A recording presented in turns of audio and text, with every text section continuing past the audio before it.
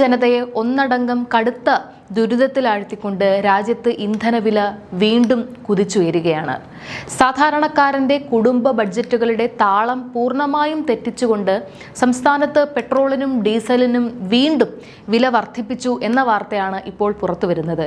ഏറ്റവും പുതിയ കണക്കുകൾ പ്രകാരം പെട്രോളിന് 86 പൈസയും ഡീസലിന് 83 പൈസയുമാണ് ഒറ്റയടിക്ക് കൂട്ടിയത്.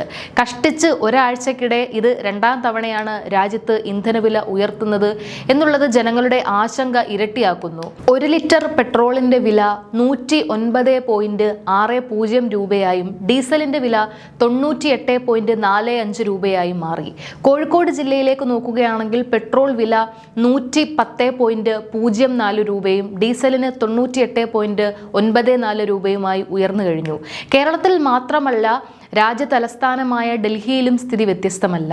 ഡൽഹിയിൽ പെട്രോൾ വില 98.63 രൂപയും ഡീസലിന് വില 91.5 രൂപയുമായി ഉയർന്ന നിലയിലാണ്.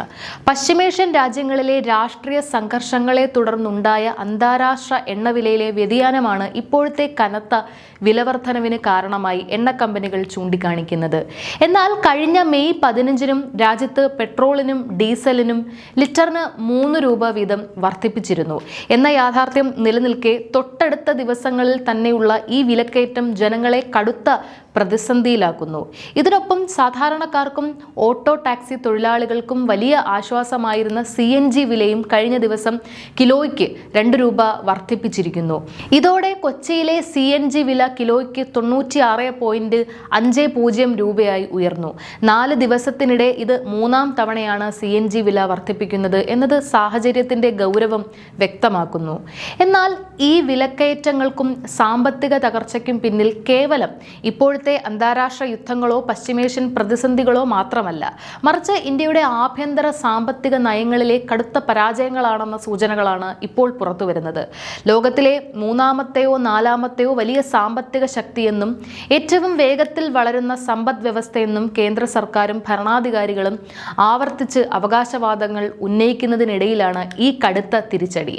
ഇന്ത്യൻ പ്രധാനമന്ത്രി നെതർലാൻഡ് സന്ദർശനത്തിനിടെ അവിടെയുള്ള ഇന്ത്യൻ സമൂഹത്തോട് വിദേശത്ത് വെച്ച് രാജ്യത്തിന്റെ സാമ്പത്തികാവസ്ഥ കടുത്ത പ്രതിസന്ധിയിലാണെന്നും കർശനമായ സാമ്പത്തിക നിയന്ത്രണങ്ങൾ ഏർപ്പെടുത്തിയില്ലെങ്കിൽ രാജ്യം 25-30 വർഷം പുറകോട്ടു പോകുമെന്നും പ്രസ്താവിക്കേണ്ടി വന്നത് ഈ തകർച്ചയുടെ ഏറ്റവും വലിയ തെളിവാണ്. ഈ പ്രതിസന്ധികൾക്ക് കാരണമായി ആഗോള യുദ്ധങ്ങളെ മാത്രം കുറ്റപ്പെടുത്തി രക്ഷപ്പെടാൻ കേന്ദ്ര സർക്കാരിന് കഴിയില്ല എന്ന് പ്രമുഖ സാമ്പത്തിക വിദഗ്ധരും മാധ്യമപ്രവർത്തകരും ചൂണ്ടിക്കാണിക്കുന്നു. ശരിക്കും യുദ്ധമല്ല പ്രധാന കാരണം. ഇന്ത്യൻ എക്സ്പ്രസിലെ ഉദിത് മിശ്ര എന്ന മാധ്യമപ്രവർത്തകൻ ഇന്ത്യൻ എക്സ്പ്രസിൽ ഇപ്പോഴത്തെ പ്രതിസന്ധിയെ ആസ്പദമാക്കി ഒരു ആർട്ടിക്കിൾ എഴുതിയിട്ടുണ്ടായിരുന്നു. അതിൽ പറയുന്നത് അമേരിക്കൻ പ്രശ്നം തന്നെയാണ് മൂല കാരണം എന്നാണ്. കഴിഞ്ഞ ഒരു വർഷമായി പ്രധാനമന്ത്രി നരേന്ദ്രമോദിയും മുൻ അമേരിക്കൻ പ്രസിഡന്റ് ഡൊണാൾഡ് ട്രംപും തമ്മിലുള്ള ബന്ധത്തിൽ ഉണ്ടായ വിള്ളലുകൾ വിദേശ നിക്ഷേപത്തെ ബാധിച്ചു. അമേരിക്കൻ നിക്ഷേപകരെ ഇന്ത്യയിലേക്ക് ആകർഷിക്കാൻ 100-ലധികം പ്രതിനിധികളെ അയച്ച് ക്യാമ്പ് ചെയ്തിട്ടും പരാജയമായിരുന്നു ഫലം. ട്രംപിനെ ഭയപ്പെടുന്നതുകൊണ്ടും അമേരിക്കൻ ജിയോപൊളിറ്റിക്സിലെ മാറ്റങ്ങൾ കൊണ്ടും വൻകിട നിക്ഷേപകരൊന്നും ഇപ്പോൾ ഇന്ത്യയിലേക്ക് വരുന്നില്ല. അമേരിക്കയിലെ വൻകിട കമ്പനികളും കോർപ്പറേറ്റുകളും ഭൂരിഭാഗവും റിപ്പബ്ലിക്കൻ പാർട്ടിയെയും കൺസർവേറ്റീവ് ക്രിസ്ത്യൻ ആശയങ്ങളെയും പിന്തുണയ്ക്കുന്നവരാണ്. ഇന്ത്യയിൽ സമീപകാലത്തുണ്ടായ ചില ആഭ്യന്തര പ്രശ്നങ്ങളും ന്യൂനപക്ഷങ്ങൾക്കെതിരെയുള്ള അതിക്രമ വാർത്തകളും ആഗോളതലത്തിൽ ചർച്ചയായപ്പോൾ ഈ അമേരിക്കൻ പ്രോ ക്രിസ്ത്യൻ കോർപ്പറേറ്റുകൾ ഇന്ത്യയിൽ നിക്ഷേപം നടത്താൻ മടിക്കുകയോ ഉള്ള നിക്ഷേപങ്ങൾ പിൻവലിക്കുകയോ ചെയ്തു. ഇത് ഇന്ത്യയിലേക്കുള്ള വിദേശ നാണ്യത്തിന്റെ ഒഴുക്ക് തന്നെ തടഞ്ഞു എന്ന് പറയാം. യഥാർത്ഥത്തിൽ ഇതൊരു അന്താരാഷ്ട്ര യുദ്ധം കൊണ്ടുണ്ടായ താൽക്കാലിക പ്രതിസന്ധിയല്ല. അമേരിക്കയുടെ ഇത്തരം സാമ്പത്തിക നീക്കങ്ങൾ കാരണം കൂടിയാണ് ഇന്ത്യൻ രൂപയുടെ മൂല്യം ഒരു വർഷം കൊണ്ട് 86-ൽ നിന്ന് 96-ലേക്ക് കൂപ്പുകുത്തിയത്. വരും മാസങ്ങളിൽ ഇത് 110 രൂപ വരെയായി ഇടിയാനുള്ള കടുത്ത സാധ്യതയുണ്ടെന്നും ഇത് രൂപയെ ലോകത്തിലെ തന്നെ ഏറ്റവും മോശം കറൻസികളിൽ ഒന്നാക്കി മാറ്റുമെന്നും വിലയിരുത്തപ്പെടുന്നു. ഇതിനെ അയൽ രാജ്യങ്ങളായ ശ്രീലങ്കയോടോ പാകിസ്ഥാനോടോ അല്ല താരതമ്യം ചെയ്യേണ്ടത്, മറിച്ച് ലോകത്തെ മികച്ച സാമ്പത്തിക ശക്തികളോട് കമ്പയർ ചെയ്യുമ്പോൾ ഇന്ത്യൻ രൂപ ഒരു വേസ്റ്റ് കറൻസിയായി മാറുന്ന അവസ്ഥയാണ് കാണാൻ സാധിക്കുന്നത്. ചുരുക്കത്തിൽ കേവലം വിപണിയിലെ വിലക്കയറ്റം എന്നതിനപ്പുറം അമേരിക്കയുമായുള്ള നയതന്ത്ര ബന്ധങ്ങളിലെ പാളിച്ചകളും അമേരിക്കൻ കോർപ്പറേറ്റുകളുടെ പിന്മാറ്റവുമാണ് ഇന്ത്യയെ ഈ റെഡ് ലൈനിലേക്ക് എത്തിച്ചത്. ഇന്ത്യയുടെ ചരിത്രത്തിൽ ഇന്നേ വരെ ഉണ്ടാകാത്ത വിധം കറണ്ട് അക്കൗണ്ട് ഡെഫിസിറ്റും ക്യാപിറ്റൽ അക്കൗണ്ട് ഡെഫിസിറ്റും ഒരേപോലെ മോശം അവസ്ഥയിലേക്ക് കൂപ്പുകുത്തിയിരിക്കുകയാണ്. മുൻപ് ക്രൂഡ് ഓയിൽ വില ബാരലിന് $150 വരെ ഉയർന്ന UPA ഭരണകാലത്ത് പോലും രാജ്യം ഇത്തരമൊരു സാമ്പത്തിക പ്രതിസന്ധി നേരിട്ടിട്ടില്ല.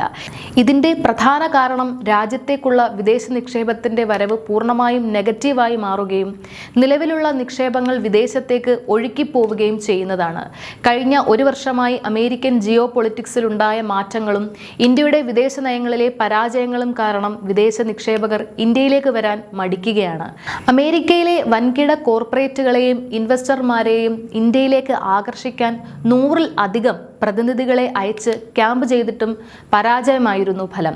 അതിനു പുറമെ പ്രവാസി ഭാരതീയർക്ക് ഇന്ത്യയിൽ നിക്ഷേപം നടത്തണമെങ്കിൽ ലോകത്തെവിടെയുമില്ലാത്ത വലിയ നികുതി നിരക്കുകൾ നൽകേണ്ടി വരുന്നു എന്നതും വലിയൊരു പോരായ്മയാണ്. ഈ കറൻസി മൂല്യ തകർച്ചയുടെ നേരിട്ടുള്ള ആഘാതം രാജ്യത്തെ ഉൽപാദന മേഖലയാണ് ബാധിച്ചിരിക്കുന്നത്. വ്യവസായങ്ങൾക്കാവശ്യമായ അസംസ്കൃത വസ്തുക്കൾ വിദേശത്ത് നിന്നും ഇറക്കുമതി ചെയ്യുമ്പോൾ കറൻസി മൂല്യം കുറവായതിനാൽ വൻ തുക നൽകേണ്ടി വരുന്നു. ഈ കനത്ത ചിലവ് താങ്ങാൻ കഴിയാതെ രാജ്യത്തെ പല ഫാക്ടറികളും പുതിയ സ്റ്റാർട്ടപ്പുകളും തങ്ങളുടെ പ്രവർത്തനം ചുരുക്കുകയോ പൂട്ടുകയോ ചെയ്യുന്ന അവസ്ഥയിലാണ്.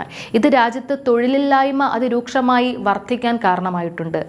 വിദേശ നാണ്യ കരുതൽ ശേഖരം കുത്തനെ ഇടിയുന്നത് തടയാൻ വിദേശയാത്രകൾ കുറയ്ക്കാനും സ്വർണം വാങ്ങുന്നത് നിരുത്സാഹപ്പെടുത്താനും വർക്ക് ഫ്രം ഹോം സംവിധാനങ്ങൾ പരമാവധി ഉപയോഗിക്കാനും സർക്കാർ ജനങ്ങളോട് ആവശ്യപ്പെട്ടിരിക്കുകയാണ്. ഇന്ധനവിലയിലൂടെ ഈ നിരന്തരമായ വർധനവ് കേവലം യാത്രാ ചെലവുകളെ മാത്രമല്ല ബാധിക്കുന്നത്. നിത്യോപയോഗ സാധനങ്ങളുടെയും പച്ചക്കറികളുടെയും വിലക്കയറ്റത്തിലേക്ക് ഇത് നേരിട്ട് നയിക്കും. വരും ദിവസങ്ങളിൽ ഇനിയും 10 രൂപയോളം ഇന്ധനവില വർദ്ധിക്കുമെന്ന സൂചനകൾ നിലനിൽക്കെ സാധാരണക്കാരായ ലോവർ മിഡിൽ ക്ലാസ് ജനങ്ങൾക്കും പാവപ്പെട്ടവർക്കും തങ്ങളുടെ നിത്യനിദാന ചെലവുകൾക്കും ഭക്ഷണത്തിനും വകയില്ലാത്ത രീതിയിലേക്ക് കാര്യങ്ങൾ എത്തിച്ചേരും. ഇൻഫ്രാസ്ട്രക്ചർ വികസനത്തിന്റെ പേരിൽ വലിയ അവകാശങ്ങൾ ഉന്നയിക്കുമ്പോഴും അടിസ്ഥാന സാമ്പത്തിക രംഗം തകരുന്നത് രാജ്യത്തെ വലിയൊരു അപകടത്തിലേക്കാണ് നയിക്കുന്നത്.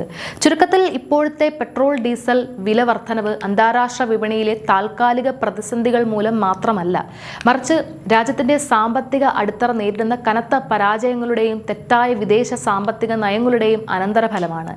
ഇന്ത്യയുടെ സാമ്പത്തിക രംഗം വരും ദിവസങ്ങളിൽ നേരിടാൻ പോകുന്ന വലിയൊരു റെഡ് ലൈൻ സാഹചര്യങ്ങളിലേക്കാണ് ഇത് വിരൽ ചൂണ്ടുന്നത്.